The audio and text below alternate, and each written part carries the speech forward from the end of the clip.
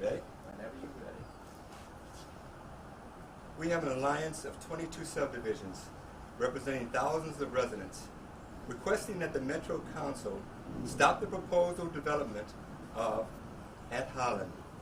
This piece of property is in the floodplain, and surrounding areas flooded in May 2021. And now the developer wants to put 240 apartments on this property. This would only worsen the flood risk in the surrounding area. While there have been recent plans announced that may help flooding issues, many of these actions will not take place until 2022 and later years. What will be done between now and the multi-year action intended to prevent flooding like the event of May 2021? Do residents and businesses that flood in May have to be prepared to flood again? Our Metro Council and city leaders need to protect the citizens. And that can start with the denial of the at Holland development. Thank you. Let's take any questions, I guess.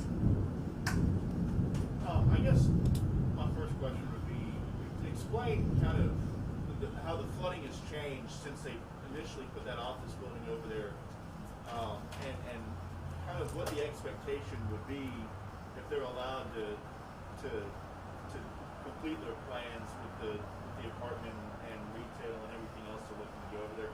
What would that mean for this area right here? Well, first of all, the flooding started in 2026. Before that was there. The city allowed all of the flood areas on Burbank. It used to be a holding area where the water would run off the concrete and sit in there, and there's about 2 to 4 feet deep, and the water would stay there. But now, since the city has allowed anywhere from 3 to 7 feet of fill to complete all of that area, then later, but we did have flood in 2018, 2019, and 2021, okay? But when they came over here before the 2021 flood, then they were involved in the same flooding area that we are in, okay? All of that was underwater, okay? And so building another unit with more concrete that runs water 4 times as fast off, which is it has nowhere to go. Basically, the system is clogged up, and that needs to be addressed. And I think they're trying to, but I don't know where they are in it. But there's other things they can do as well. They can put pump stations and stuff and pump the water all the way out the levee over the Mississippi River and other things. But they've not been discussing with us that I know of anything. So it must be private meetings they're having, unless somebody else knows anything else. This is not, the first new development in the area. You've got all this development over here. So how did this all change when this was built? Well, we've never flooded before. In every flood, 2016, 2018, 2019, and 2021, new residents have flooded in every flood. That never flooded. Next door, he flooded in 21. He never flooded before in the history of Baton Rouge. So all the development that's happening down Burbank, okay, which is really the main issue, and they've put way too much fill. The water has nowhere to go.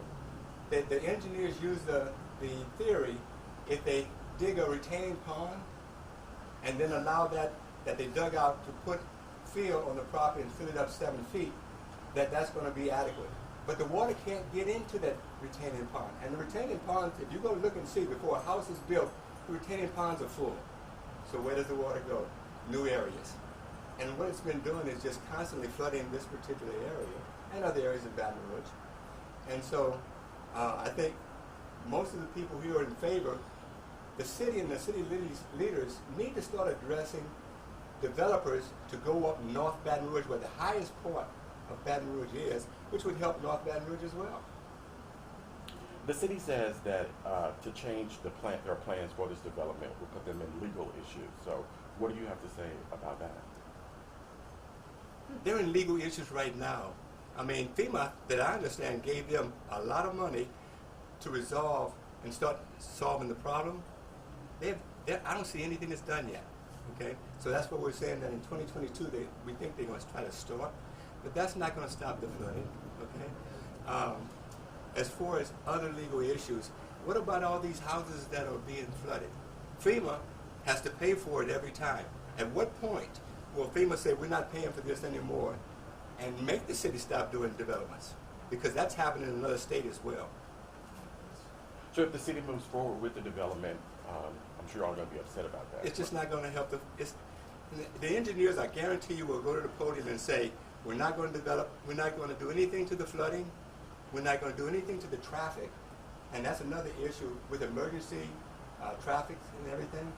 If someone gets sick or something, you can't move on Holland Road pretty much. And so, yes. To address your question, there is no legal requirement to be granted a rezoning.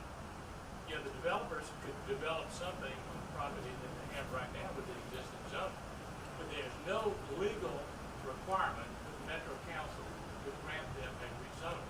It is within the authority and discretion of the Metro Council to either approve or deny a rezoning.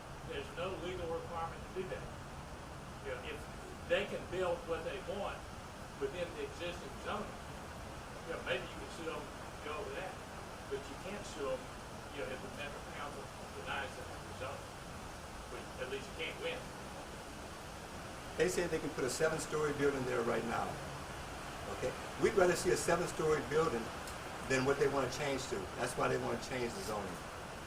All right, let me follow up that. So with what's already approved, they say they can already do X, Y, Z there. I mean, talk about, you know, how these changes and from what's already approved would impact the area. I mean, is that the concern, that if it's changed to this large mixed use? I think economically, they want the apartments, because if they do, from what I understand, at the zoning they have right now, if they put 200,000 square feet of apartments, they have to put 200,000 square feet of office building. Economically, that doesn't make any sense right now. Do you all plan to show up at the next council meeting? Most definitely.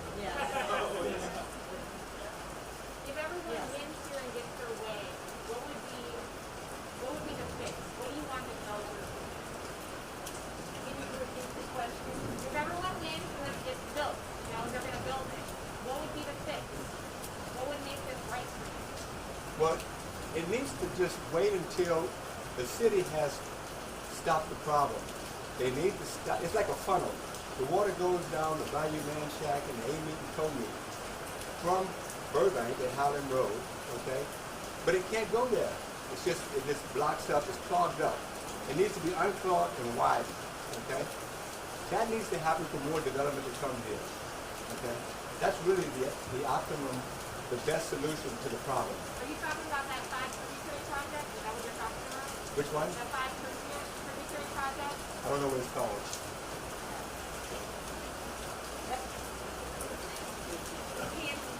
They can't hear you. It's the rain.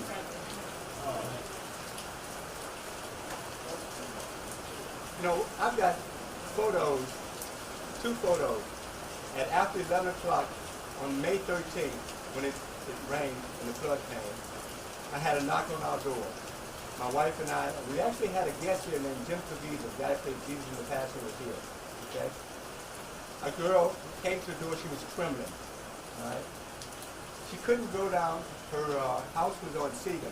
She went down Holland Road, but Holland and Seagan was flooded, underwater. She couldn't go. On the way back, every driveway, and it looks like her house, the houses, she said, was underwater. So our driveway was the first driveway not underwater, so she drove in. I've got the photos inside to show you, okay? And so after an hour or so, we told her, because she said she had nowhere to go, so we just let her stay here. Now that's an uncomfortable thing to have somebody you don't know staying in your house, but it was the right thing to do. Then we also had another young lady, a little bit further down. She had a horse and a pony. The pony was almost getting underwater, so she went in there, got the horse and pony out, and brought it in our driveway behind the car as well. And the next morning early, she came and got it. So that's how bad the issue is getting here. Can you just describe your frustration of having to constantly deal with the flooding? I have to put it in God's hand and stay focused on Him a lot.